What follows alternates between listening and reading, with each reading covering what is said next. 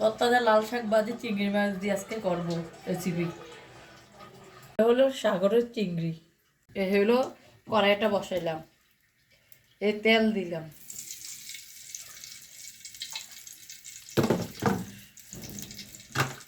সরষের তেল। চিংড়ির ভিতরে একটু হলুদের গুঁড়া, একটু মরিচের গুঁড়া, একটু লবণ, তারপরে মেখে নিলাম। এখন এগুলো ভাজি দেব।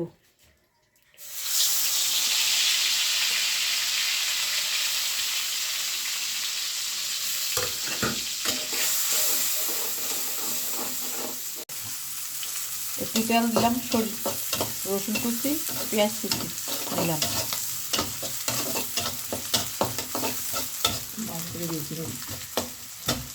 এগুলো রসুনগুলো ভেজে নিলাম। এখন ভাজা চিংড়ি মাছগুলো দিয়ে দেব।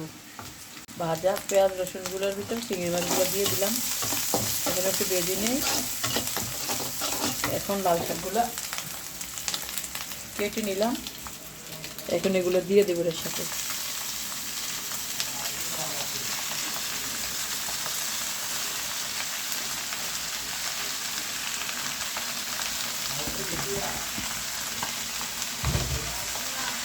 এখন এগুলো মিশিয়ে নেব।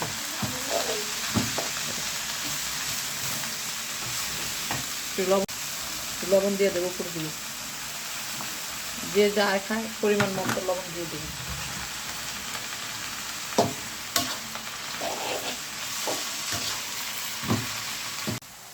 লাল শাকগুলো হয়ে আসছে। এখন কাঁচামরিচগুলো দিয়ে দেবো। চারটা কাঁচামরিচ। এখন একটু ধনিয়া পাতা দিয়ে দেবো।